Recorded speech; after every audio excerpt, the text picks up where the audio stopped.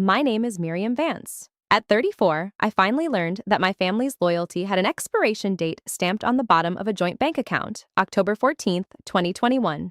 Resthaven Memorial, Springfield, Illinois. I was 32 then, standing on the welcome mat in black heels I'd bought specifically for my father's funeral, the October wind cutting through my coat. Aunt Patricia opened the heavy oak door just wide enough to step through, then pulled it shut behind her. She looked at me the way you'd look at a stranger who'd wandered into the wrong building. "You're not coming in, Miriam. You're the embarrassment this family doesn't need today." She said it flat, like reading a grocery list. The latch clicked. Through the frosted glass, I watched her smooth the front of her black jacket, turn, and walk back toward the front row where Uncle Roger and Lacey sat waiting, none of them looking back. What none of them knew, back at 422 Maplewood Lane, inside my briefcase, I had 5 years of bank statements, a notarized letter from my father dated March 2019, and a complete forensic breakdown of the $47,312 Patricia drained from his account while I was sleeping on a cot in his room, managing his medical trust down to the penny. The chaplain's voice carried through the vent near the roof line while I stood on the sidewalk, and what he said next would crack Patricia's composure wide open before the first hymn even started. Welcome to the channel. Before I continue my story, let me know where you're watching from in the comments. Please hit subscribe and like this video to find out how one sealed envelope in the chaplain's hand undid 5 years of lies. Here's what the chaplain said. Before we begin, I want to honor someone who cannot be here with us today in this room. Harold's daughter, Miriam. I visited Harold every Thursday for 2 years. Every single Thursday. And every single Thursday, Miriam was there. She'd have his slippers lined up, the ones with the rubber soles, because he was unsteady. She'd have his favorite Afghan folded on the arm of his chair. She knew he liked his coffee at exactly 10:15. Not 10, not 10:30, 10:15. Because that's when he'd take his medication, and she'd learned that if the coffee was too hot, it upset his stomach, and if it was too cold, he wouldn't drink it. I stood on the sidewalk with my hand pressed flat against the brick exterior of Resthaven Memorial. The vent was a small brown rectangle near the gutter, and sound traveled through it like a tin can telephone. I could hear everything, the shuffle of feet. Someone coughing. Lacey's sharp little whisper. "Mom, what is he doing?" The chaplain's name was David Okonkwo. He was a tall man from the Nigerian Anglican Church over on Cook Street, and he'd been assigned to Resthaven 3 years prior when the previous chaplain retired. Dad liked him because he didn't do small talk. He'd come into the room, pull up the folding chair, and say, "Harold, tell me about your daughter." And Dad, even near the end, when he couldn't remember what year it was or what he'd eaten for breakfast, would say, "Miri's got the books. She keeps the books straight. She's a good girl, my Miri." Chaplain Okonkwo continued, his voice steady and carrying no particular anger, just fact. "I want to tell you what I witnessed. I witnessed a daughter who left her job at a large accounting firm to take a part-time position so she could be home by 3 p.m. for her father's afternoon medication. I witnessed a woman who slept on a cot in her own spare bedroom for 5 years because Harold would sometimes wake at 2 a.m. afraid and disoriented, and she didn't want him to be alone in the dark. I witnessed her track every dollar of his medical trust, and when the insurance denied a claim for his speech therapy, I witnessed her spend 3 days on the phone until they reversed their decision. She did not once ask for thanks. She did not once complain in my presence. She simply did what needed to be done.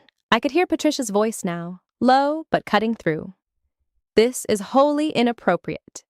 This is not a eulogy for... This is a funeral for Harold Vance," the chaplain said, and his voice did not rise, but it somehow filled the space. "And Harold spoke of his daughter every time I saw him. I believe he would want her mentioned." A man's voice, Uncle Roger, I think, said, "She's not even here. She didn't show up." I almost laughed at that. She didn't show up.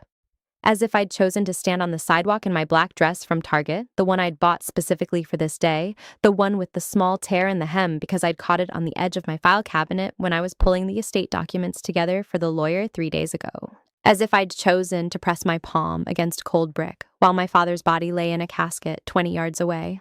The chaplain didn't respond to Roger directly. He said, "I will now read from Ecclesiastes, which Harold requested the last time I saw him. He couldn't remember the chapter. He just said the one about seasons. I found it for him." Ecclesiastes 3. To everything there is a season, and a time to every purpose under the heaven.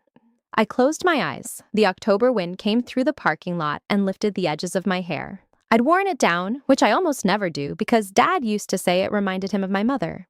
She died when I was 14, and after that it was just me and Dad and the occasional visit from Patricia, who would sweep in with judgments about the state of the house and the way Dad let me wear nail polish too young. A car pulled into the parking lot behind me, and I heard a door open and close. I didn't turn around. I was listening to the chaplain read about a time to weep and a time to laugh, and I was thinking about the night Dad forgot my name for the first time. It was 2019, maybe April. He looked at me with this polite confusion, the kind you'd give a stranger who seemed to know you, and he said, "I'm sorry, I don't think we've met." I went into the bathroom and ran the water so he wouldn't hear me cry, and then I came out and said, "I'm Miriam, your daughter, and I've got your slippers right here." He said, "Oh, Miriam." "The one with the books." He didn't remember my face, but he remembered books. The chaplain finished his reading and said, "Let us pray." There was a long pause. I could picture Patricia's face, the way her jaw sets when she's been contradicted. She has this habit of pressing her lips together until they go white. I'd seen it at Thanksgiving, 2018, the last one before Dad got too disoriented for large gatherings. She'd asked me, in front of everyone, whether I was charging Dad rent to stay in my spare room. I'd said no, I wasn't. She'd pressed her lips together and said, "Well, it would be in your interest to keep track of those expenses so we can settle things fairly later." As if I was running a bed and breakfast for my dying father, the prayer ended. Someone began playing a hymn on the small organ, an Amazing Grace, I think. I heard the shuffle of people standing.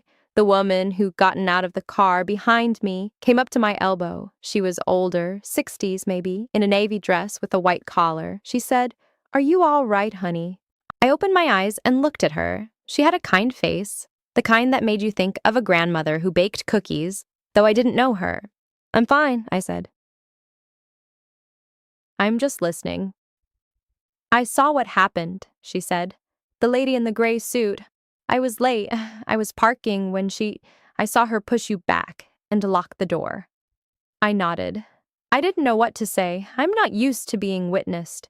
She said, "Do you want me to go in and say something?" "No," I said. "No, thank you. The chaplain already said it." She looked at me for a long moment. Then she reached into her purse and pulled out a small packet of tissues. She pressed them into my hand. "I'm sorry for your loss," she said. "Your father was a good man, wasn't he?" "The best," I said. She squeezed my arm and walked back to her car. I don't know why she didn't go inside. Maybe she didn't want to disrupt the service. Maybe she thought I needed someone to stand with me more than she needed to sit in a pew with strangers. I never learned her name. Inside, the organ stopped, and the service continued. Patricia's voice came through the vent again, strained and formal. She was reading a brief remembrance she'd prepared. My brother Harold was a quiet man who loved his garden and his church. He married too young and lost his wife too soon, but he persevered. He was devoted to his family, to his sister, and to his niece Lacey, whom he considered a second daughter. I felt my jaw tighten at that. Lacey visited Dad once a year at Christmas. She'd bring him a fruitcake from the grocery store and sit on the couch scrolling through her phone while I made coffee. One year, she'd asked him, "Do you remember me, Uncle Harold?" And he'd said, "Of course, you're the one who likes horses." Lacey had never liked horses. She'd gone through a brief pony phase when she was 6, and Dad had filed it away permanently. That's what Alzheimer's does. It pulls forward the oldest memories and leaves the recent ones to dissolve like sugar in water. Patricia's voice droned on. Harold was a simple man with simple needs, and he would not have wanted a fuss. He would have wanted us to come together as a family and remember the good times. I thought about the file folder in my car, the folder that contained 5 years of bank statements, every transaction highlighted in yellow. The joint account Patricia had access to as Dad's emergency contact. The $47,312 that had disappeared over 18 months in amounts ranging from $200 to $2,000, cash withdrawals, casino charges, credit card payments that didn't match any of Dad's accounts. I'd found it in 2019 when I was consolidating Dad's finances after his diagnosis. I'd called Patricia and asked her very calmly what the withdrawals were for. She'd said, "How dare you question me? I'm his sister. I've known him longer than you've been alive. I didn't push then. I waited. I made copies of everything. I backed up the digital files to 3 different drives. I took screenshots of text messages where Patricia refused to explain the charges. I wrote down dates and times of phone calls. I preserved every scrap of evidence with the same methodical patience I used for my forensic work at the firm. I knew the truth would come out. I just didn't know when or how. The service inside seemed to be winding down. The chaplain said something about the burial being private, family only. I heard chairs scraping. The heavy door at the front of the chapel opened, and voices spilled out into the October air. I stayed where I was, standing by the vent. I wasn't hiding, I was waiting. There's a difference. Patricia came out first. She had Lacey on one side and Roger on the other, a small fortress of indignation. She saw me immediately. Her face went through 3 expressions in quick succession. I didn't move. The rain had picked up, a steady patter against the awning over the entrance. One of those gray October rains that settles in and stays for the day. I could smell the wet wool of my coat and something sweet drifting out from the chapel. Lilies, probably. Dad hated lilies. I'd told the funeral director that 3 days ago, but by then, Patricia had already taken over the arrangements. She'd ordered 2 massive arrangements flanking the casket, white lilies and white roses. Patricia was still blocking the doorway, her hand on the frame. She'd always been a tall woman, almost my height, with the same sharp jawline Dad had. Seeing her face was like seeing his butt wrong, like a photograph that had been folded and smoothed out too many times. I thought about the spare room, the way the morning light came through the east window and hit the corner of his bed around 7:15 every day.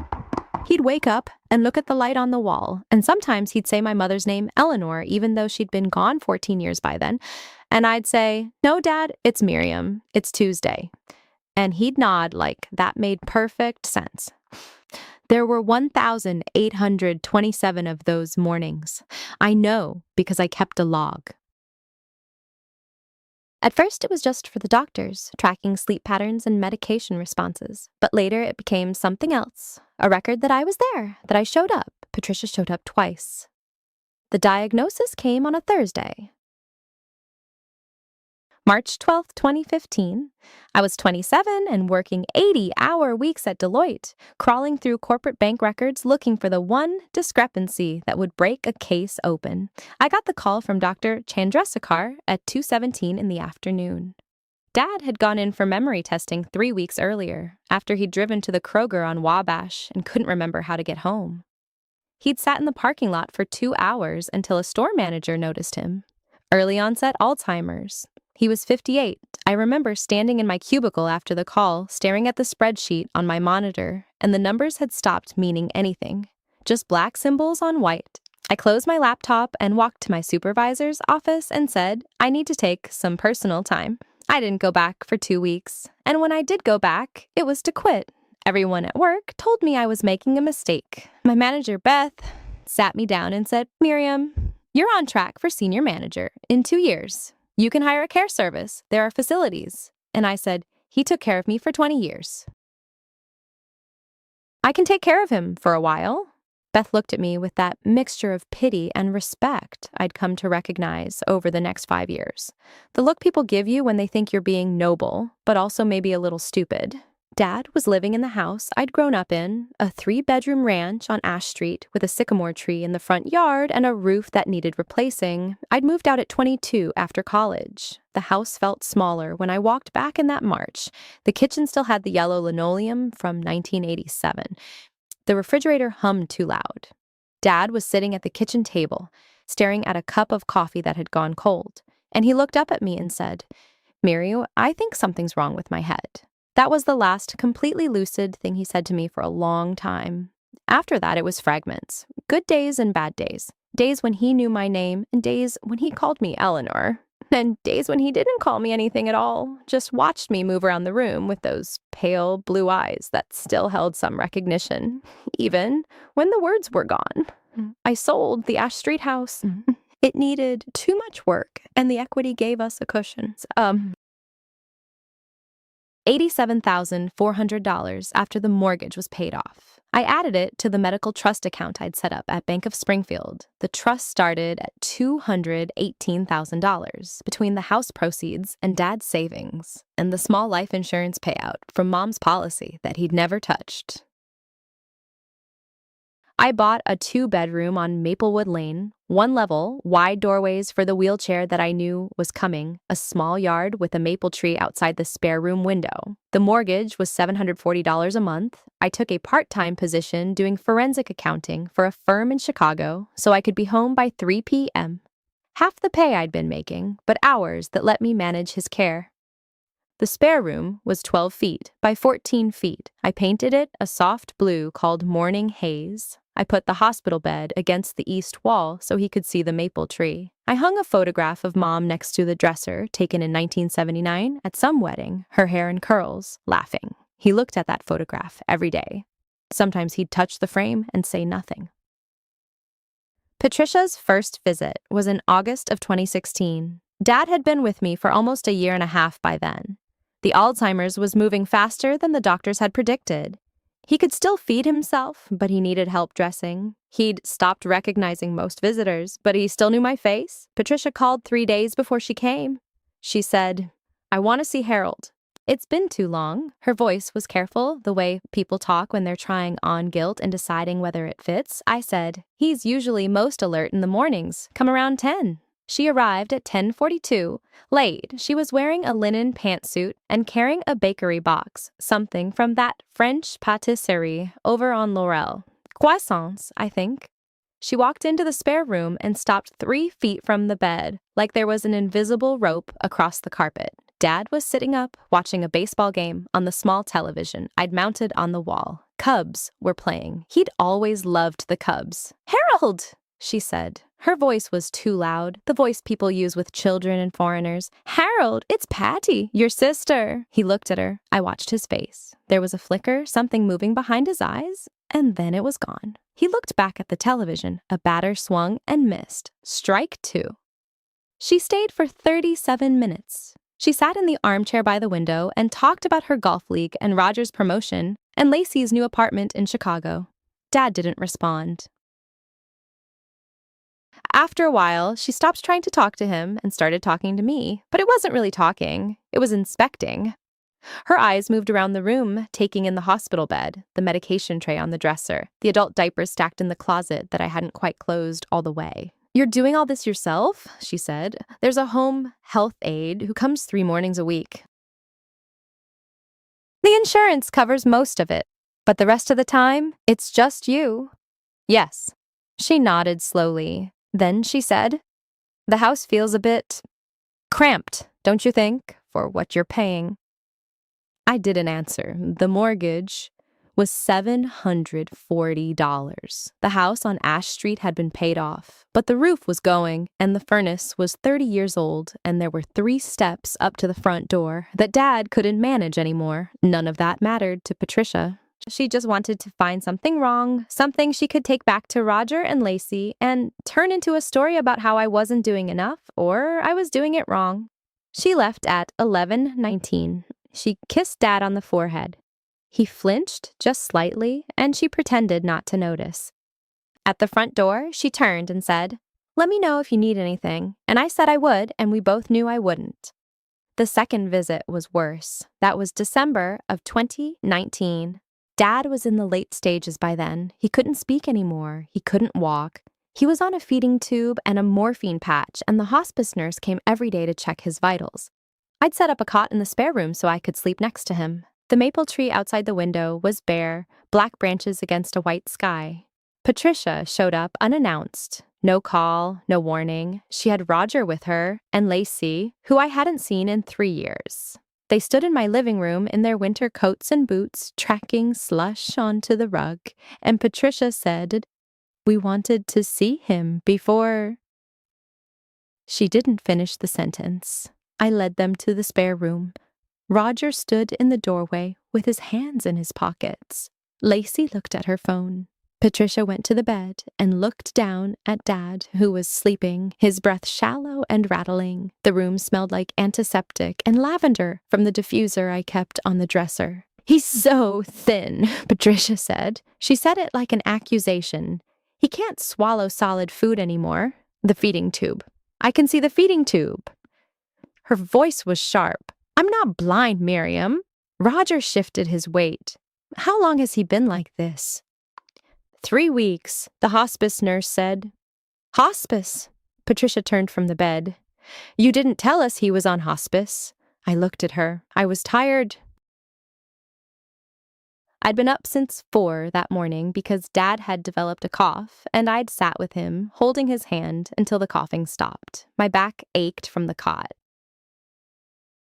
I hadn't washed my hair in 4 days. "I've been sending updates," I said, "every month by email. Those emails." She waved her hand. "All those numbers and medication lists, that's not the same as telling us our brother is dying." "He's been dying for 4 years," I said. "You've been here twice." The room went very still. Roger looked at the floor. Lacey looked up from her phone. His hand was resting on top of the blanket, palm up, fingers slightly curled. I put my hand in his. The skin was papery and cool. He didn't grip back, not really, but his thumb moved a little, a twitch, and I told myself that was him saying he knew I was there. I sat like that for a long time. The house settled around us. The furnace kicked on, a low rumble I'd gotten so used to I didn't hear it anymore, except when everything else was quiet. The clock in the kitchen ticked through the wall. 5 years of that clock, 5 years of measuring time in medication schedules and physical therapy appointments, and whether he ate 3/4 of his oatmeal or only half. Patricia's words were still hanging in the air. "You're spending his money like it's your own." She'd been standing in my kitchen when she said it, holding a grocery receipt I'd left on the counter. $47.12. Eggs, bread, the soft cheese he could still swallow without choking, bananas, oatmeal, a rotisserie chicken, because I'd worked late and didn't have time to cook. "You bought a prepared chicken," she'd said, like she'd caught me pocketing diamonds. "That's $4.99. You could have bought a whole raw chicken for $3 and roasted it yourself." I had been standing at the sink, my hands in dishwater. I remember looking down at the suds, the way the light from the window caught the bubbles, little rainbows on the surface of the grease. "I worked until 7, I said. "Then you plan better." She folded the receipt and put it in her purse. "I'm going to start reviewing the trust statements. Every month. I want to see where every penny goes." She didn't have the legal right to do that. I was the trustee, named by Dad himself in the documents we'd drawn up 3 years before his diagnosis got bad enough that a lawyer would question his capacity. But I didn't say that. I just nodded and went back to the dishes. After she left that day, I stood at the counter for maybe 10 minutes, not moving. Then I opened my laptop and created a new folder. I named it Harold Vance Trust, Documentation. Inside it, I made a spreadsheet. The first entry was that receipt. $47.12. Groceries. March 14th, 2019. I scanned the receipt using the printer in my home office, saved the file, attached it to the row.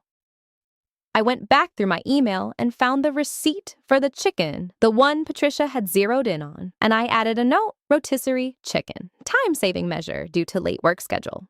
Raw whole chicken would have been $3.17 at same store. Difference, $1.82. I don't know why I did that. It wasn't for her. She'd never see it. But I needed to make it real, to pin the numbers down so they couldn't float around in my head and turn into something they weren't.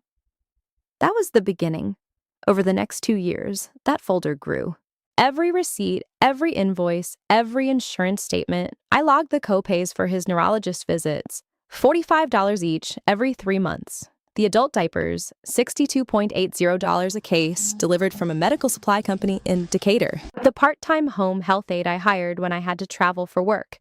A woman named Gloria, with soft hands and a voice like warm honey, $18 an hour, 8 hours a day, 3 days a month on average. I kept the bank statements, both accounts. The trust account, which held what was left of Dad's savings and the proceeds from selling his house. $218,000 when we started, a number I knew by heart because I'd wired it myself from the title company. And the joint checking account Dad had opened with Patricia years before his diagnosis, back when he still thought his older sister was just looking out for him. That account had $51,240 in it when Dad moved in with me in November of 2016. I knew because I helped him organize his papers and I'd seen the statement. He told me Patricia was on the account, just in case. She'd been on it since 2008, after my mother died. He'd added her name so someone could pay his bills if something happened. I didn't have access to that account. It wasn't part of the trust, but Patricia didn't know I could still see the balances because Dad's name was first on the account, and his mail still came to my address. The statements arrived every month in a cream-colored envelope from First Midwest Bank. I didn't open them. Not at first. They sat in a stack on the corner of my desk, unopened, because opening them felt like spying. And spying on your own aunt felt like something a bad person would do. Then came the day Patricia questioned the $47 receipt. That night, after I created the spreadsheet, I walked to my desk and looked at the stack of bank envelopes. 9 of them. I opened the first one. The balance was lower than I expected. I flipped back through the transaction history. Withdrawals. ATM withdrawals, mostly, in amounts of $200 and $300. Sometimes $500. They were spaced out, every couple of weeks, sometimes more. The location codes showed they were made at branches near Patricia's house in Chatham or at the ATM in the grocery store on Wabash Avenue where she shopped. I didn't say anything. I just started logging. I created a second spreadsheet. Joint account. Patricia Vance Morris access. I went backward through the statements I hadn't opened month by month. I entered every withdrawal, every transfer, every check. When I got to the beginning, to the balance when Dad had moved in with me, I subtracted. The number was $47,312. Over 18 months, Patricia had drained $47,000 from an account that was supposed to be for Dad's emergencies. She'd done it in small, quiet increments. The kind of withdrawals that don't trigger bank alerts. The kind that look like grocery money or a trip to the hardware store. I sat at my desk and stared at that number. The lamp was on, one of those green glass banker's lamps Dad had given me when I graduated from college. For my little accountant, he'd said, and his eyes had been so bright, so proud. He was already forgetting words by then, calling the refrigerator the cold box, and asking me 3 times in one phone call what day it was. But he remembered that lamp. Remembered to wrap it in newspaper and put a bow on it. That lamp was shining on my spreadsheets now. 2 spreadsheets. One showing every penny I'd spent from the trust, accounted for down to the $1.82 difference on a rotisserie chicken. One showing every dollar Patricia had taken from the joint account, unasked and unreported. I printed both spreadsheets. I put them in a manila folder. I labeled the folder Harold Vance Financial Records in my neatest handwriting. Then I put the folder in the fireproof safe in my bedroom closet, next to Dad's will and the trust documents and the durable power of attorney he'd signed when he could still write his name in a straight line. I didn't show anyone. I didn't call Patricia. I didn't call a lawyer. I just kept logging. Every receipt, every statement, every transaction, month after month. The folder grew thicker. I bought a second fireproof safe. Gloria, the home health aide, noticed the safes one day when she was getting Dad's extra blankets from the closet. She didn't say anything, just raised her eyebrows a little. Gloria had been doing home health for 23 years. She'd seen families tear themselves apart over a recliner chair, over a set of dishes, over a bank account with $800 in it. She knew what those safes meant without me having to explain. That's smart, was all she said. You keep doing that. Dad's condition worsened through 2019 and into 2020. The pandemic made everything harder. The adult day center closed.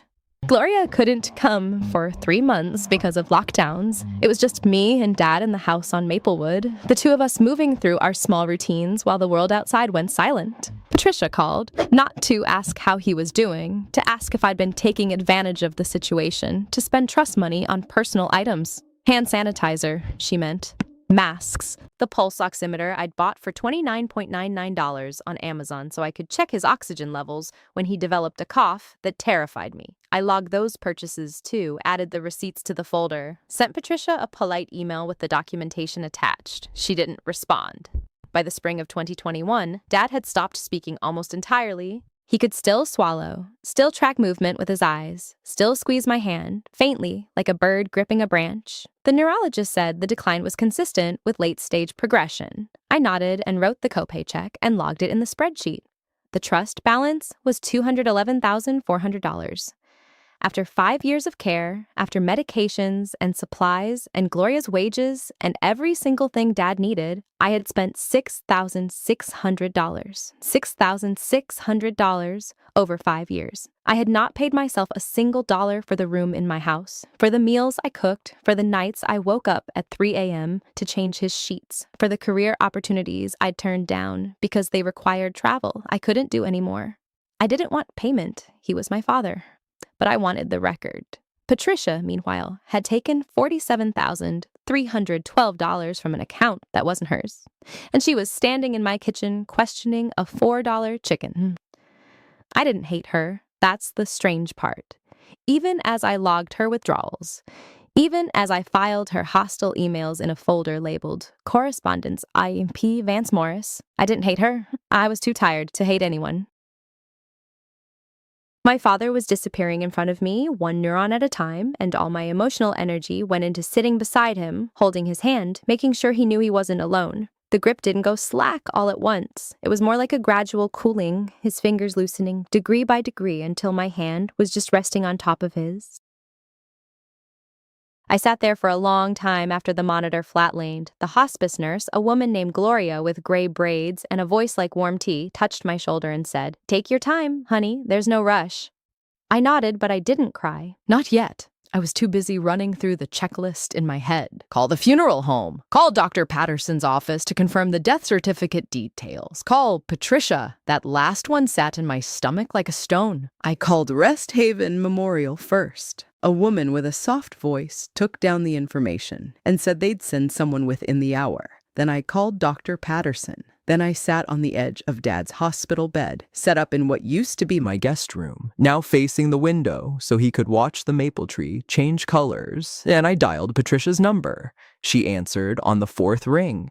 I could hear the television in the background, some game show with a lot of bells and applause.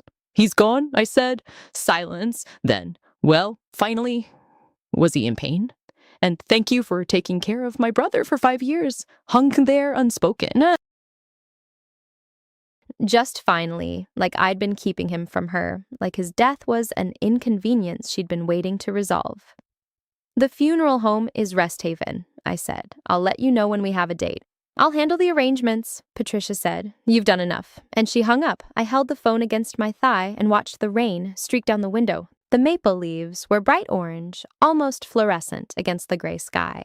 Dad had planted that tree 30 years ago, back when this house belonged to him and my mother, before she died, before the diagnosis, before everything. I'd grown up watching that tree turn colors every October. Now I was watching it alone. Gloria came back in with paperwork. I signed things. I made a pot of coffee I didn't drink. Around 9 o'clock that night, after the men from Resthaven had come and gone with a gurney, in a lot of quiet professionalism, I finally sat down at my desk and opened my laptop. To work. That sounds cold, I know, but grief and I have never been on speaking terms. My therapist, Dr. Esther Kim, who I started seeing about 6 months into Dad's decline, once told me that some people process emotion through action. We need something to do with our hands while our hearts catch up. For me, that something has always been numbers.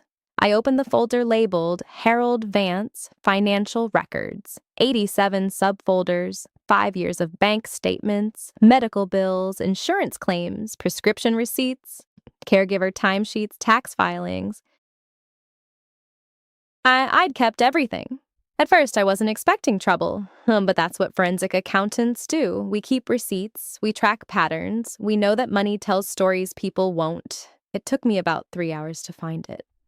The joint account was something Dad and my mother had opened in 1985, back when they got married. After she died in 2003, Dad never closed it. He just let it sit there, a relic, a few $1,000s that he occasionally dipped into for house repairs or Christmas presents. When the diagnosis came in 2014 and I took over his finances, I moved the bulk of his assets into the medical trust, $218,000 from the sale of some stocks and a small inheritance from my grandfather. The joint account stayed separate. I didn't touch it. I didn't even think about it, honestly. It had maybe $1,200 in it at the time of the diagnosis. But Patricia's name was still on it. She and Dad had opened it together when they were young, back when they were still close, back before the slow drift that happens in families, when one sibling gets sick and the other gets resentful.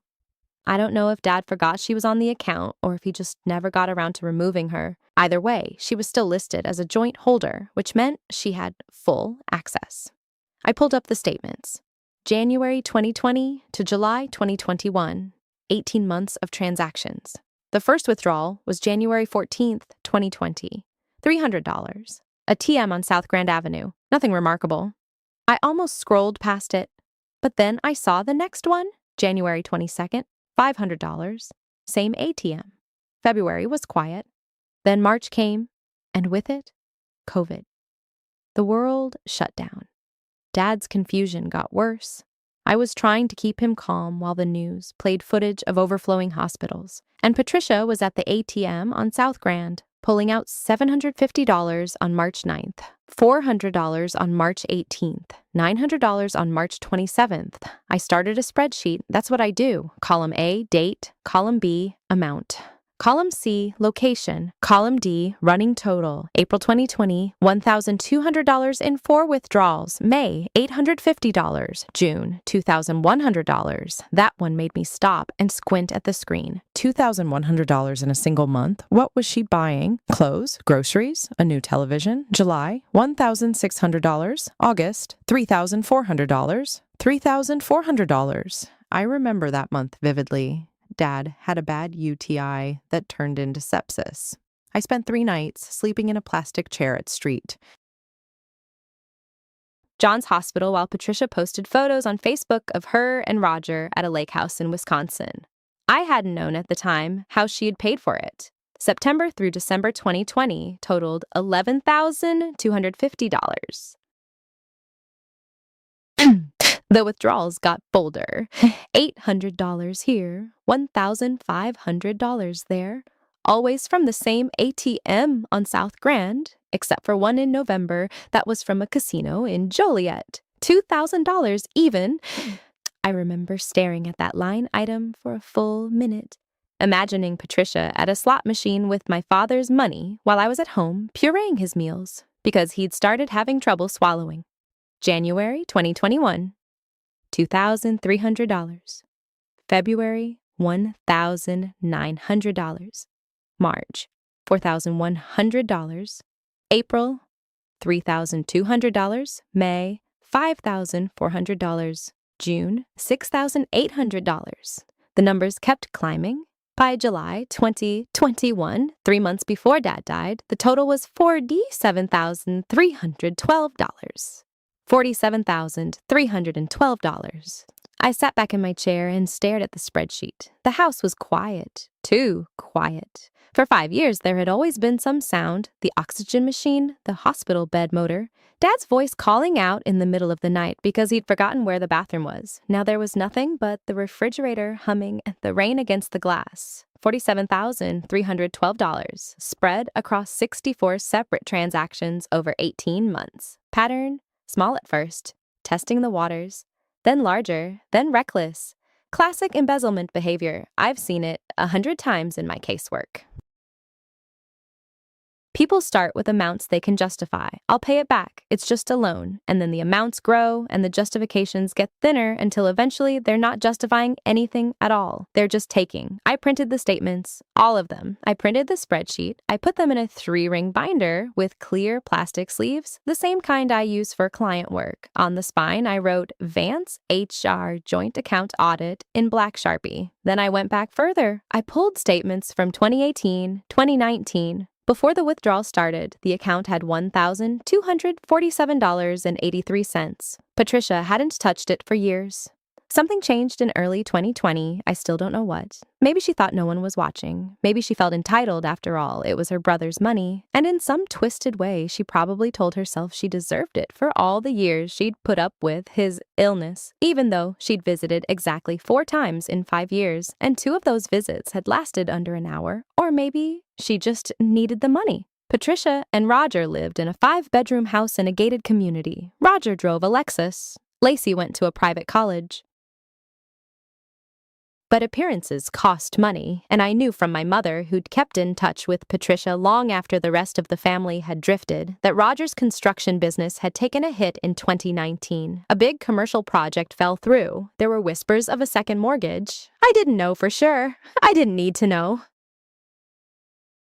The numbers told me enough. It was almost 2 a.m. when I finally closed the binder. My eyes burned. My shoulders ached. I hadn't eaten since breakfast. I went to the kitchen, poured myself a glass of water, and stood at the sink looking out at the backyard. The maple tree was just a dark shape against the darker sky. The rain had stopped. I thought about calling Patricia right then, confronting her, demanding to know where the money went.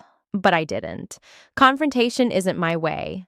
Never has been. I'm a woman who waits, who gathers, who lets the evidence speak so she doesn't have to raise her voice. Besides, the funeral was in a week. Whatever was going to happen, it could wait until after we buried my father. I went to bed. I didn't sleep. I lay there in the dark, listening to the absence of the oxygen machine, and I thought about all the ways money moves in the dark, quietly, invisibly, through accounts people forget to check, and statements no one bothers to open.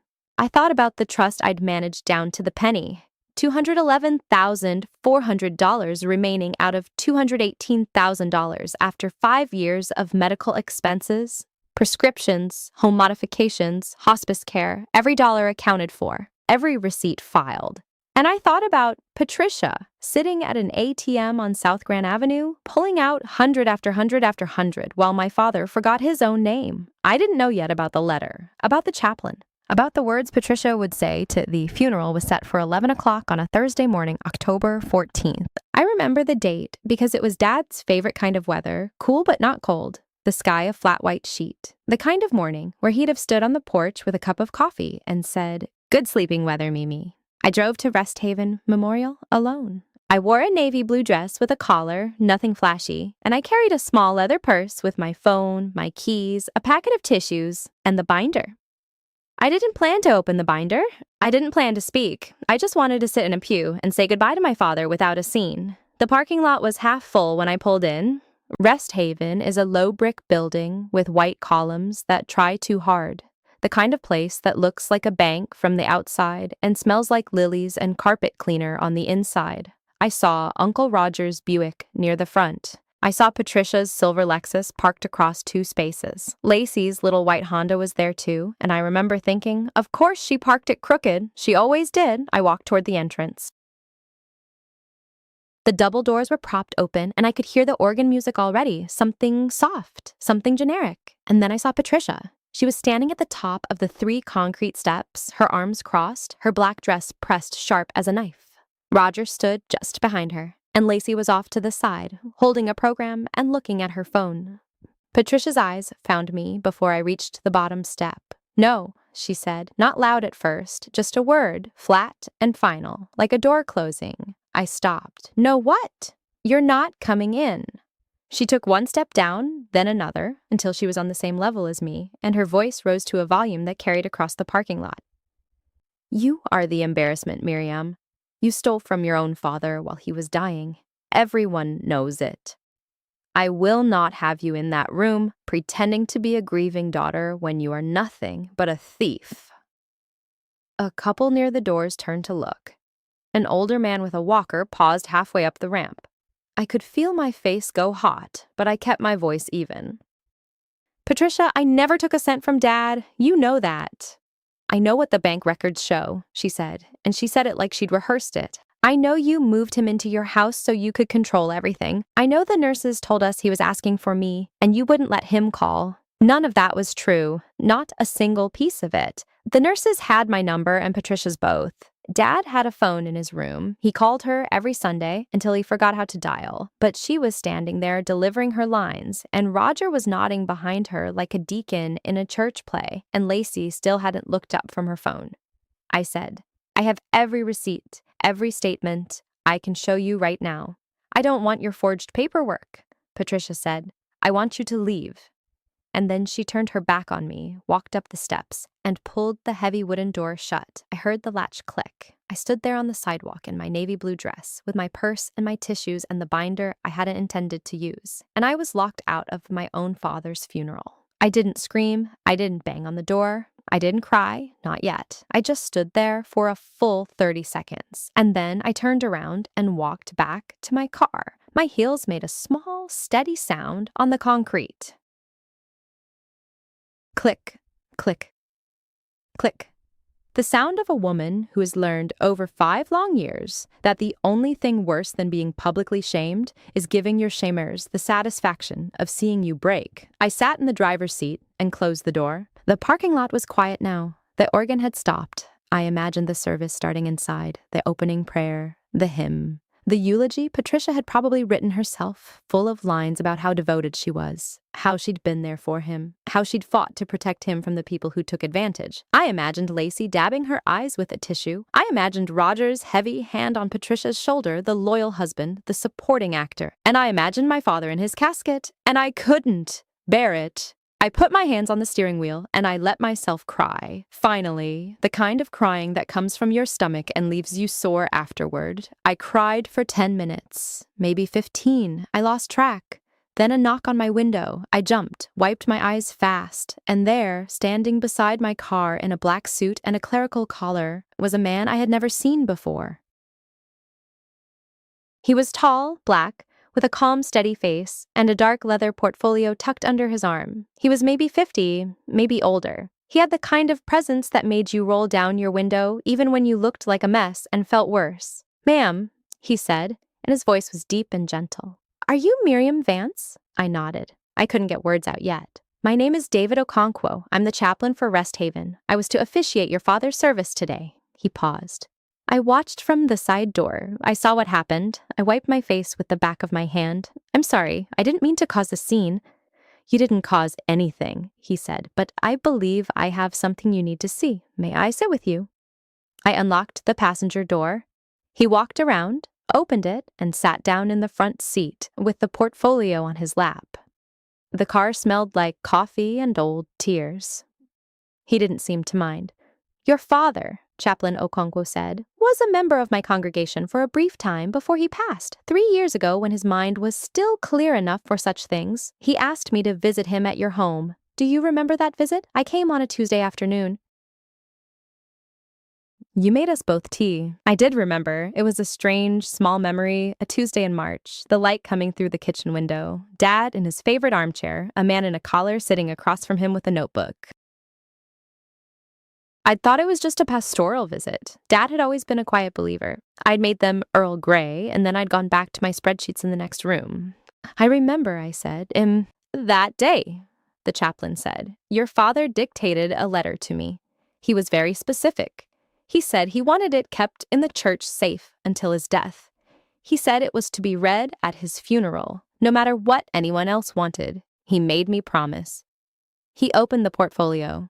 Inside was a sealed white envelope, slightly yellowed at the edges, with my name written on the front in handwriting I knew instantly. Harold Vance's handwriting, a little shaky because his hands had started to tremor by then, but still his. The capital M in Miriam, the way he always looped it twice. I hadn't seen that handwriting in 2 years. By the end, he couldn't write at all. Chaplain Okonkwo handed me the envelope. "This is for you. I was to read it publicly, but given what happened at the door, I believe the choice is yours now." I held it. The paper was heavy, the kind of stationery you buy at a church supply store. I didn't open it right away, I just held it, and I could feel my father in the weight of it. Did she know? I asked. About this letter? No, he said. He was very clear. He said, "Don't tell Patty. She'll try to stop it." The chaplain's voice didn't change when he said it, but the words hit me like a stone dropped into still water.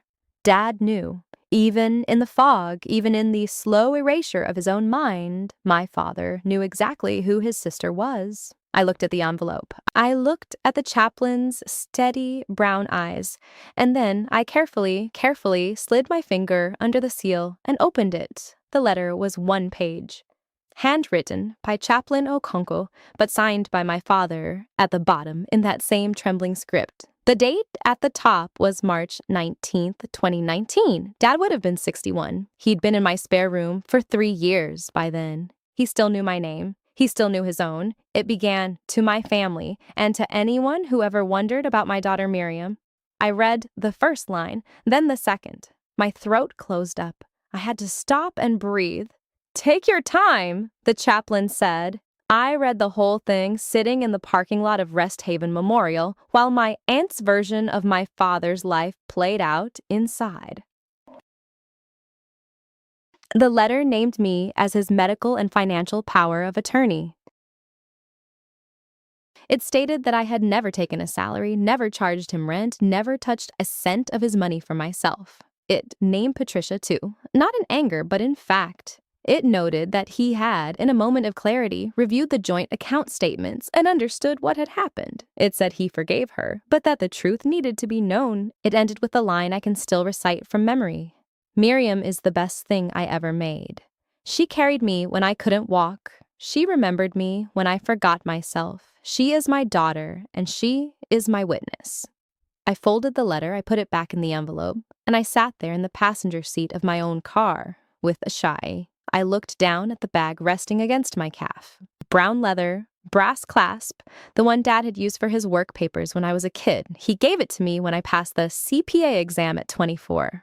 "Forensic accounting," he'd said, tapping the worn handle.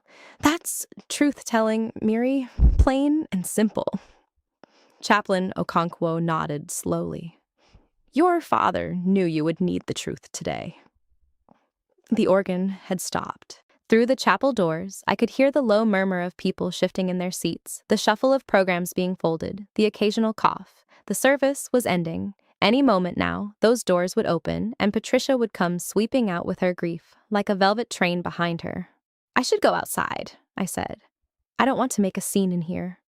"You're not making a scene." He said it gently but firmly. "You're attending your father's funeral. She'll call the police if she sees me inside." "Let her." He straightened his stole, a simple strip of purple fabric over his white robe. "I've already spoken to the funeral director. He knows you're Harold Vance's daughter. He knows you're the one who signed the paperwork for the cremation. You have every right to be here." That stopped me. "You told him?"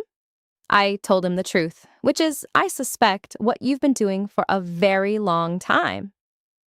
I felt my throat tighten. I didn't cry. I had done my crying at 3 a.m. in the recliner next to Dad's hospital bed, when he no longer knew my name, but still squeezed my hand when I hummed Moon River. That was the song my mother used to sing before she died, when I was 7. Dad would hold me on his lap and hum it into my hair. In the end, it was the only thing that still reached him. The chapel doors opened, people began filing out, dark coats and subdued dresses, the murmured politeness of funeral exits. I stepped back against the wall, the satchel strap digging into my shoulder. I watched for Roger first, tall, gray-haired, the kind of man who always stood slightly behind his wife so he could nod along with whatever she said. Then Lacey, in a black dress that was too tight for a funeral, her blonde hair twisted up, dabbing at dry eyes with a tissue. She glanced toward the vestibule as she passed. Our eyes met for half a second. Something flickered across her face. Surprise, maybe, or irritation. And then she turned away, pulling out her phone. And then Patricia. She came through the doors like she was processing down a church aisle, head high. A black lace veil draped over her silver blonde hair. She was 64 years old and had always been beautiful in a sharp, angular way. Cheekbones you could cut paper on, eyes the color of river stones, my father's eyes actually, but where his had been warm and crinkled at the corners, hers were always calculating, always measuring. She saw me, she stopped dead in the doorway, people had to step around her, murmuring apologies. Roger put a hand on her elbow and she shook it off. "What are you doing here?" Her voice was low but caring. 4 or 5 people within earshot turned their heads. "I am here for my father's funeral," I said.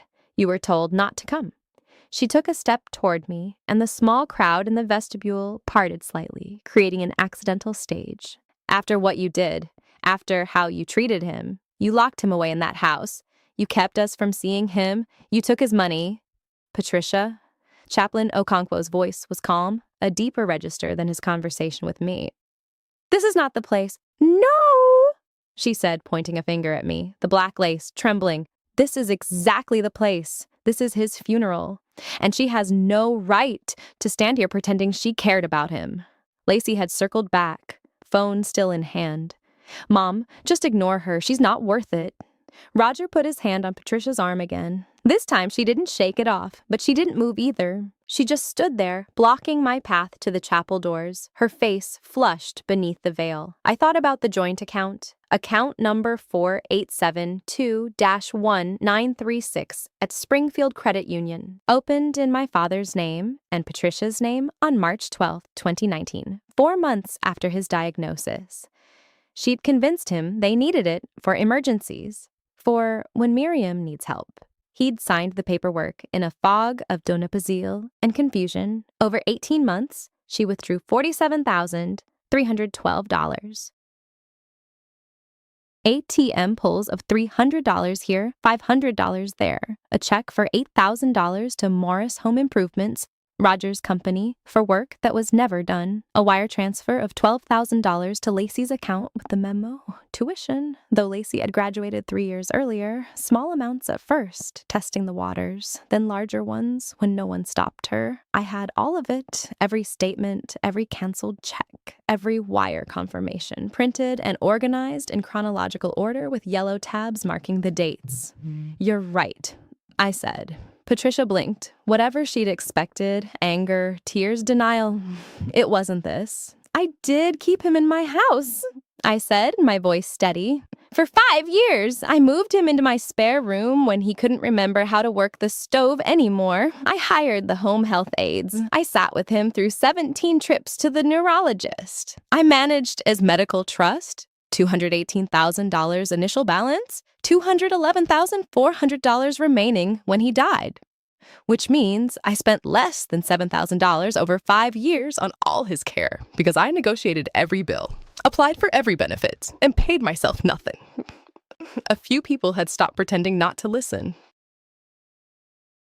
An older man in a gray suit was watching me with raised eyebrows. A woman clutching a program had her mouth slightly open. "I didn't take his money," I said. "But someone did." Patricia's face went very still. "What are you implying?" Roger's voice was thick with practiced outrage. He stepped around his wife, puffing out his chest. "If you're accusing us of something, you'd better be prepared to back it up." I reached into the satchel and pulled out a manila folder. Not thick, maybe 15 pages, but heavy enough. I held it out. "Springfield Credit Union," I said. "Joint account number 4872-1936.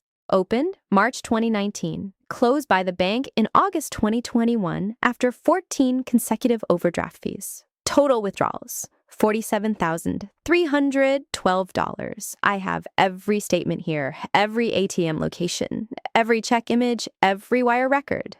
I didn't raise my voice. I didn't step closer. I just stood there on the burgundy carpet of the funeral home vestibule, holding the folder, while the air conditioning hummed overhead and someone's cell phone buzzed faintly from inside a purse. "You're lying." Lacey's voice was too high. "You're making this up." "You've always been jealous of us." "Lacey, stop." Patricia's voice had changed. The righteous fury was gone, replaced by something tighter, more careful. She was looking at the folder like it might bite her. The bank flagged it as potential elder financial abuse in June of 2020. I said. But you told them Dad had given you permission, and because he was still technically competent to make his own decisions at that point, his diagnosis was still early, they closed the investigation. I reopened it 3 months ago with the estate attorney and the district attorney's office.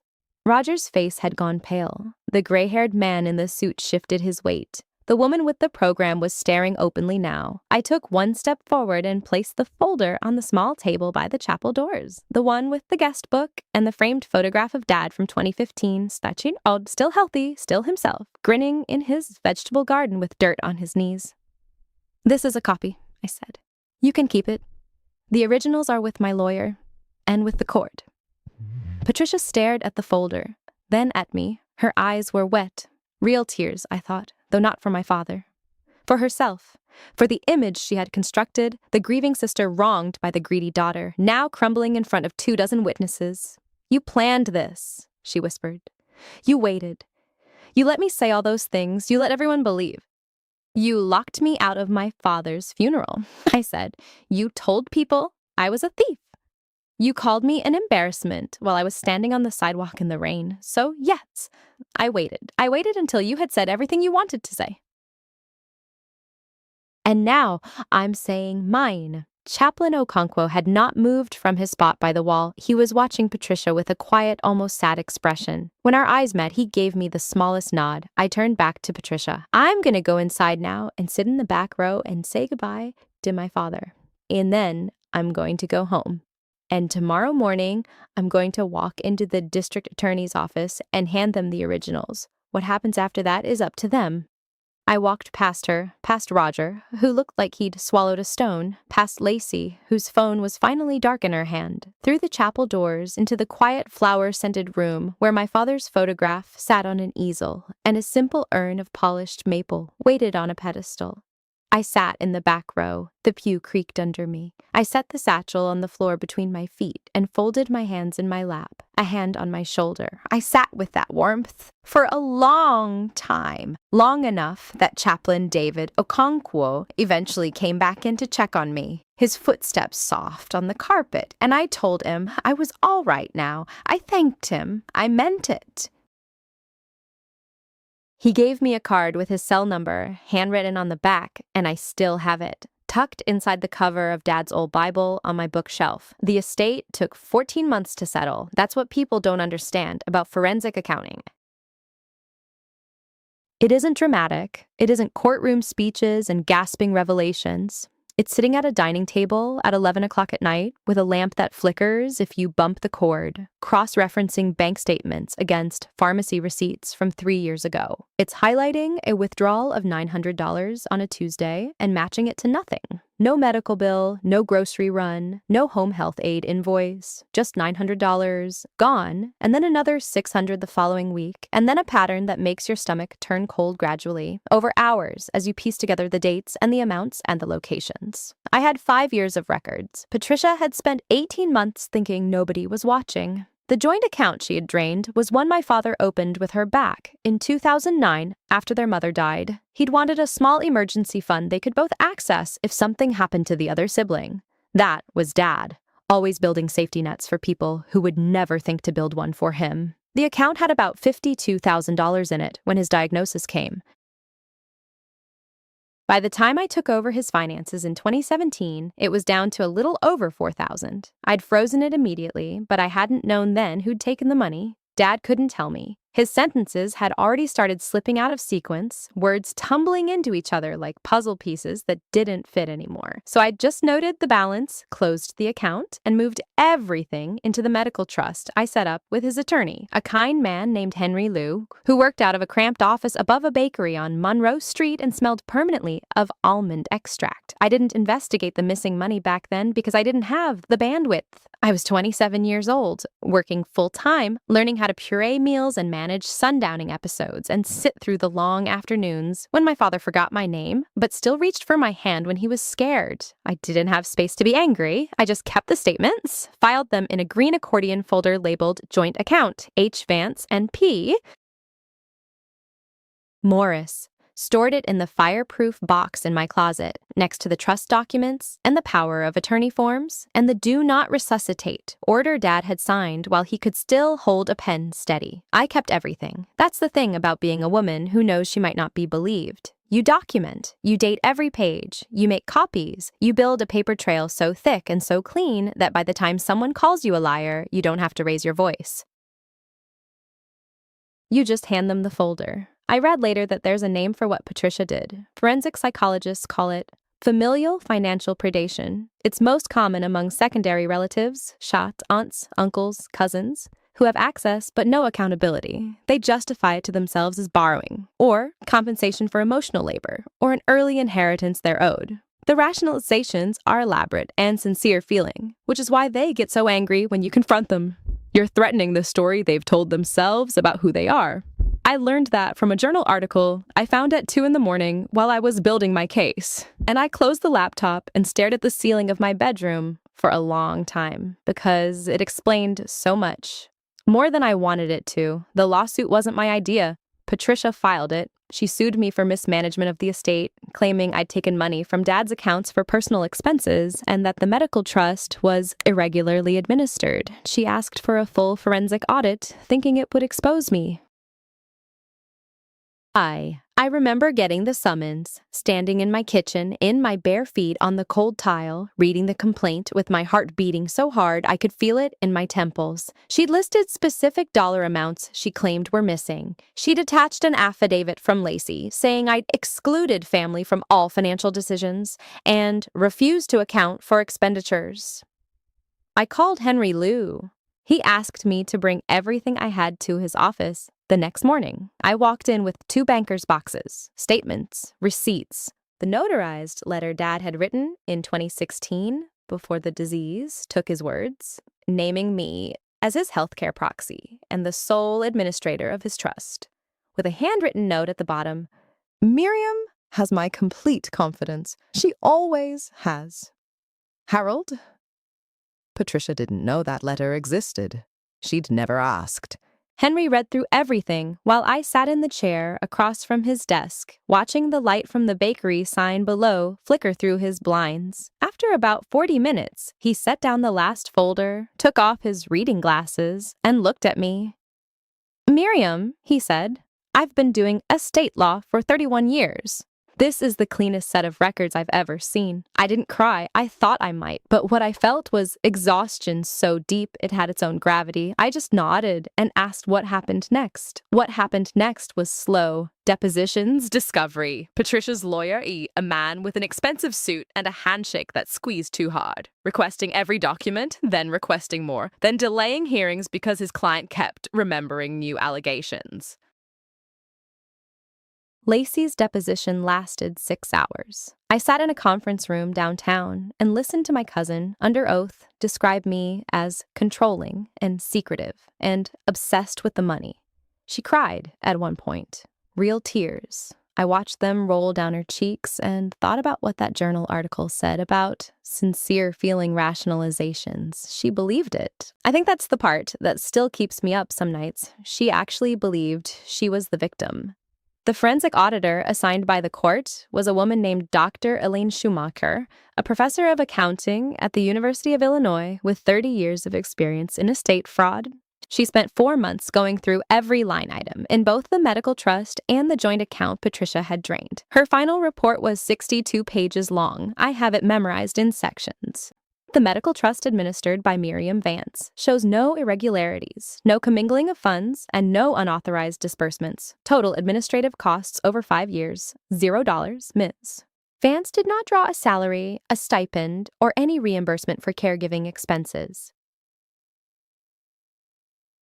The joint account, held by Harold Vance and Patricia Morris, shows a pattern of systematic withdrawal, beginning in March 2016 and continuing through August 2017. Total withdrawals by Patricia Morris, $47,312. These withdrawals correspond to no documented medical or care-related expenses. ATM locations indicate proximity to Ms. Morris's primary residence and her vacation property in Lake of the Ozarks. $47,312. Patricia had spent it on mortgage payments and boat repairs and a weekend trip to Branson with Roger. She'd drained my father's safety net while he was sitting in my spare bedroom, forgetting how to button his shirt. The judge dismissed her case with prejudice. That means she can't bring it again. That means the court found her claims so baseless they didn't deserve another chance. Henry Liu told me later that the judge, a woman named Judge Esther Calloway, had added a handwritten note to the dismissal. The plaintiff's conduct in this matter is deeply troubling to the court. I framed that page. It hangs in my home office now, next to my CPA license and a photograph of Dad in his garden. The family fractured the way families do when the truth comes out and there's no way to unknow it. Some relatives apologized. My mom's cousin sent me a card that said simply, "We should have asked you first." Others doubled down. Roger sent me an email calling the whole thing a technicality and accusing me of weaponizing the legal system against family. I didn't reply. I just forwarded it to Henry and filed it in a folder labeled Post-Judgment Correspondence. Old habits. Lacey blocked me on every platform. Patricia moved to Florida. I heard through a second cousin that she tells people I forged the audit, that I paid off the professor, that the whole thing was a conspiracy. I don't try to correct her anymore. The documents speak. They've always spoken. I just made sure someone finally listened. Now it's October again, 2 years since the funeral. The settlement is final. The estate is closed, and I'm sitting on the front porch of my house on Maplewood Lane at 6:30 in the evening, watching the light turn gold through the oak trees. I bought this house 3 years before Dad got sick. It's a small craftsman with a sagging porch rail I keep meaning to fix, and a garden out back that I let go wild after he died. This summer, I finally cleared it. Planted tomatoes and zinnias, and a row of sunflowers along the fence. Dad would have liked the sunflowers. There's a mug of tea cooling on the arm of my chair. Earl Grey. The good kind, loose leaf that you have to order from a shop in Chicago. I've got a book in my lap I haven't opened in 20 minutes because I keep watching the light shift through the leaves, the shadows stretching long across the lawn. The neighborhood is quiet. Mrs. Delgado from 2 doors down is walking her corgi. The Henderson kids are shooting baskets in their driveway 3 houses up. Normal sounds, life sounds. I think about my father a lot. The garden, mostly. The way he'd kneel in the dirt with his sleeves rolled up, talking to the plants like they were old friends. He used to say tomatoes needed encouragement. They're sensitive, he'd tell me, dead serious. You have to believe in them. I was 12 years old, sitting. It's been 2 years since the funeral. My Aunt Patricia still lives 3 streets away, and we wave now. Small, 2-finger waves from the driveway. Nothing more, nothing less. I didn't need her apology. I needed my father's eulogy, read aloud by a man who knew only what I wrote on 3 sheets of yellow legal pad, and that was enough. Sometimes I open the folder where I keep the funeral program, my speech folded inside, and I remember how quiet the chapel got when David Okonkwo said my name. Patricia's name never came up. Mine did. The truth doesn't need a loudspeaker. It just needs someone willing to write it down and wait. That's my story. If this reminded you to trust your own memory or to keep the record when no one believes you, take that as your sign. If you know someone who needs to hear it, share this, drop a comment, hit subscribe, and I'll see you in the next one.